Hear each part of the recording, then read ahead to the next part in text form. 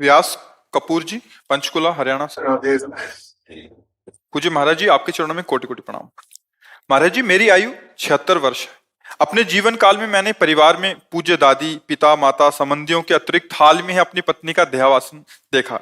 महाराज जी, ये सभी अक्सर मेरे सपने में आते हैं। कोई बात तो नहीं करते, पर मैं उन्हें कष्ट में हालत में देखता हूँ। महाराज जी, क्या ये मेरे द्वारा उनके प्रति किसी प्रतिकूल व्यवहार का परिणाम है, या नहीं सेवा भाव में कमी, या नहीं, मोह? ऐसा कुछ नहीं है। ये स्वप्न तीन प्रकार के होते हैं। एक होता है जिनसे हमारा मानसिक संबंध रहा है, तो बिना किसी कारण के कल्पनात्मक उनके दृश्य उपस्थित करना। एक होता है जिनका कोई अस्तित्व नहीं, ऐसा स्वप्न आना।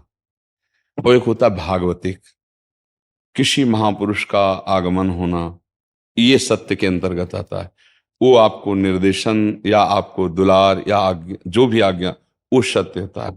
अब ये मन बहुत से संस्कारों से, संबंधियों से जुड़ा है। तो आप देखो, कोई इतना ही स्वप्न थोड़ी आता है, कितने स्वप्न आते हैं जिनका कोई मतलब नहीं है। ऐसे ही ये परिवार के सने संबंधियों का जो आता है, उससे दुख सुख का लेना देना नहीं है। हाँ, ये जरूर है कि हम अपने जीवित अवस्था में कर्तव्य का उनके साथ पालन किया कि नहीं किया। अगर किया तो धन्य है, अगर नहीं किया तो अब कर लेना चाहिए। उनके प्रति नाम जप करना, उनके प्रति दान पुण्य करके उनको प्रदान करना। जैसे पिता है या पितामह है, ये हम यहां से जो भी दान पुण्य करेंगे, जो भी अनुष्ठान कराएंगे, वो ट्रांसफर हो जाएगा, उनको पहुंच जाएगा। ऐसा विधान है। इसीलिए परिवार में चाहा जाता है कि कोई हमारे हो जो कम से कम हमें दान कर सके, पानी दान कर सके, अन्न दान कर सके, या कुछ ऐसा। जैसे ना पिंड दान कहा जाता है कि भाई पिंड दान करने वाला तो कोई हो। तो आप अपने पूर्वजों के लिए जो किए हैं वो आपको पता है, व्यवहार कैसा किया है। अभी जो आप किए हैं वो पता है। अगर करने की कोई आकांक्षा, ऐसा लग रहा है कि हमारे पूर्वज विपत्ति या दुख में है क्या, तो उनके लिए कर लेना चाहिए।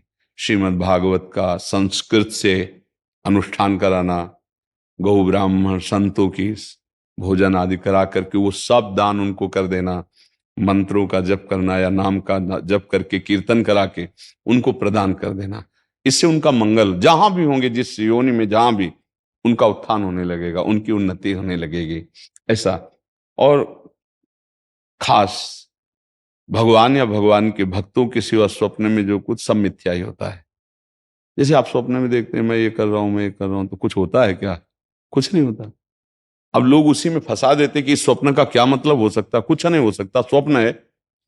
राजा जनक जी एक बार सैया में पड़े सोए और स्वप्न देखला कि हमारा सारा राज्य छिन गया और मैं एक भिखारी बन गया और बहुत भूख लगी है।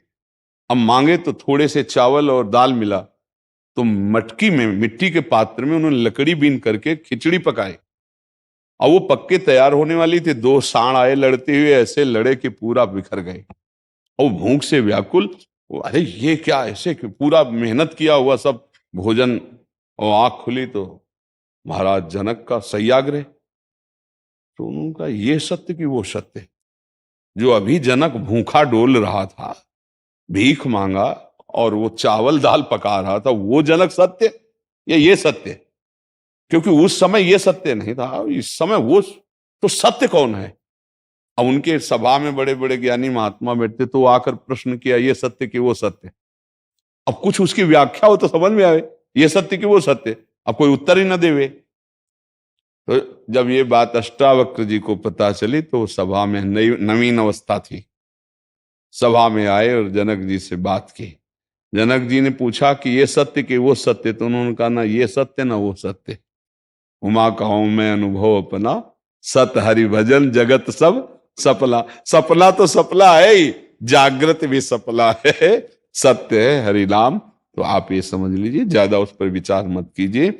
यदि आपके अंदर ऐसा भाव आता है, धन आपके पास है, तो ऐसी कुछ सेवा दान पुण्य करके, कहीं ऐसे जैसे गौ सेवा है, गौ को चारा पवा दिया, है ना, कहीं साधु महात्मा को किसी किसी एक को भी भोजन पवा दिया, और वो कहीं भागवत हो रही उसमें सहयोग कर दिया। नहीं पूरी भागवत करवा सकते, भाई हमारे कुछ चंद रुपए इसमें सहयोग में हो गए, और उसका फल हमारे माता पिता दादा दादी को मिले, ऐसे भाव किए जाते हैं, तो उससे उनको कल्याण होगा, उससे उनका मंगल होगा।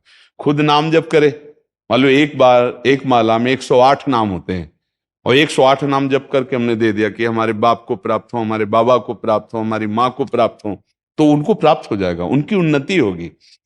एक नाम भी कल्याण कर सकता है, इसलिए स्वयं करे, अर्थ के द्वारा ऐसा करके कर दे, और बकाया ज्यादा स्वप्न का विचार न करे, ये व्यर्थ होते हैं। हाँ, कोई संत महात्मा है, भगवान का आदेश दे, वो बात अलग होती है, बकाया सब व्यर्थ होते हैं। ये व्यर्थ में फंसो मत। अगर स्वप्निक विचारों वालों से बात करोगे तो आपको फंसा देंगे। कुछ नहीं, जब जागृत स्वप्न है तो फिर स्वप्न तो स्वप्न ही है।